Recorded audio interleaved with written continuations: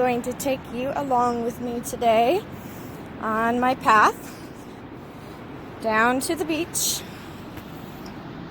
I was walking down here and I thought, kind of be nice to just show this path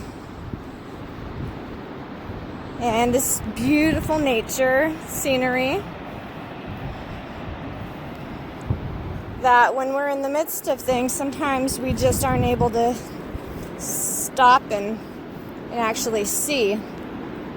I remember when I went to Hawaii back in 1990 for my gymnastics competition, and I looked around everywhere and I was like, oh my goodness, everything was so beautiful on the islands, and I just took it all in. And then when I came back here, I always hear people say Oregon is so beautiful and all this stuff, but I never really appreciated what we had because, I kept going, kind of do the same places, Silver Creek Falls and the same beach areas and stuff. But what I'm learning more and more is that everything changes when you are just living in the here and now. You really start to see the colors and you hear the animals. You just see the beauty all around. Everything's always changing. And I don't want to be at all resistant to the change that is on this path that I'm on. There's a lot of things going on right now in a lot of people's lives, and each one of us has to face what is before us head on. And there's the teaching or the knowing or the believing that we're able to create our own realities. And I was thinking about this on the way down, thinking being able to observe that and put it into practice, applying that. And it is true that when you are nice to people and compassionate and loving, that people are normally that way back to you, even if they're not the exact same in their love and all of that. It does help to de-escalate situations and the negative vibrations and frequencies. But it is and can be challenging when you are not present and you're kind of in that whole survival mode. In survival mode, it's basically impossible to be present because the part of your brain that is there to help you is not working. But beyond the brain, going into consciousness, if you're not even aware of what's going on and you're just into emotions and thoughts, then you're not even connected with source, and the further away we are. So I'm speaking about this to myself as well, because there's this struggle within me still with areas in my life, and a friend was telling me that big changes are coming because I'm telling her kind of what's going on in my life, and there's some good things, there's some necessary things, and I'm looking for the right path and the doorways so that I know where I fit in these changes. And is it time to close that chapter and go to the next one? And what does that look like? Or is it the continuation of that chapter? And a thing that I was also reminded of, again, is to always respond in compassion. And I'm still struggling with that with certain people in my life and situations. I just try to have some space right now, and so it may seem like I am not being as friendly, and I'm trying to be more assertive in kind of what I need. And we're just in different places, so it's hard. So I think there are times when you just have to like be, this is what I want, this is what you want, and you know, have a nice day, I hope things go well, but not feeding into other people and what they're wanting, and make that change your internal condition. You know, it's just one of those things. We've got to always be grounded. So isn't it beautiful? I mean, all the scenery, just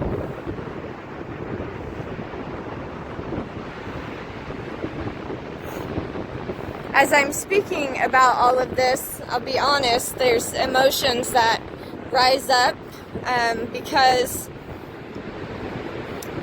of these struggles and challenges. I don't want to act like they're simple or easy, and you know, I can come on here and I can smile because I see the beauty in what is around, and I feel joy in so many areas. And then sometimes my attention goes back to kind of worrying about what to do next. And when I'm stuck kind of working and doing different things like that, well, I'm not stuck, I'm feeling stuck, but I don't know how to exactly say it. That's where I am right now, is that I am putting energy into areas to just be able to make it day by day, and when I'm doing those things, it makes it hard sometimes to have enough time to get out in nature and to connect and to detach from things that are not serving me.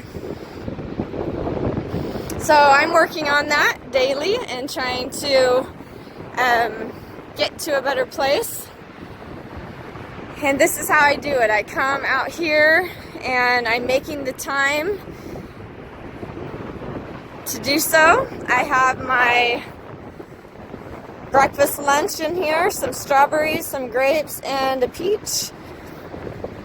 I took my herbs this morning. I went in the sauna this morning because I've been having to sit for certain things that I'm doing for extended periods of time, and yeah, so a little bit stiff in areas. So I'm trying to really focus on self-care, taking care of myself, and I just wanted to share this with you, and I'm sure many of you can relate. I start talking, sometimes I'm like, that's not what I'm supposed to be saying, that's not where I'm supposed to be, but that is where I am. I'm still, you know, kind of teetering back and forth between the third dimension and fourth dimension, trying to figure this, well, trying to go with the flow. I don't know if I'm ever going to have it all figured out. I just want to connect with Source and do what I can, what's in my power, to let go of all the things that aren't serving me and to rise above. I'm ready to ascend when, well, I'm ready.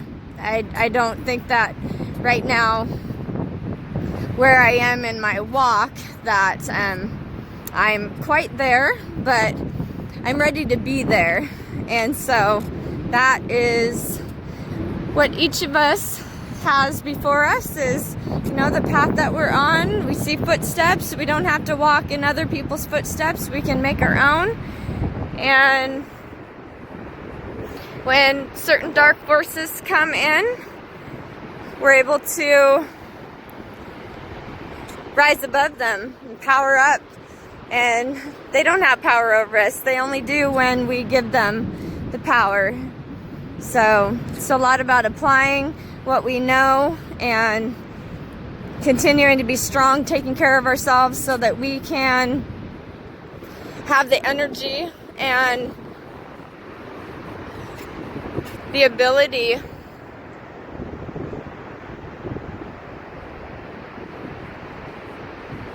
to do the things that we are being moved to do, because there's a moving in our spirit right now. There's a moving on the planet to drop all the things that are blocking us, including our egos, and stepping into our divine self, our infinite souls, to become one with Source. So I'm going to show a few more things because this is so beautiful, and I thank you for just coming along. I'm going to do kind of a short video today because I'm making some jewelry. You've probably seen my little head band that I've been wearing with the shells, and I'm going to be making those and selling them, and I call them Survivor Healing Halos, and I just want to talk a little bit about them. And anyways, I was inspired to make them, and I think that they will be beneficial to others too. It's all about us being survivors, even when we're in the midst of challenges and trials, situations.